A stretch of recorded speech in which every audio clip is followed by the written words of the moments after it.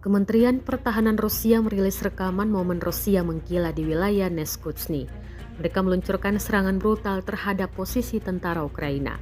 Rekamannya diunggah di Telegram pada Selasa 14 Januari 2025. Dalam keterangan unggahan disebutkan, inilah rekaman pengibaran bendera Rusia yang dilakukan unit kelompok pasukan Vostok di salah satu bangunan di desa Neskutny. Hal ini dilakukan usai kelompok penyerang Rusia menyerang dan menyelesaikan pembersihan sekitar 400 bangunan di desa dan daerah sekitarnya dari formasi angkatan bersenjata Ukraina.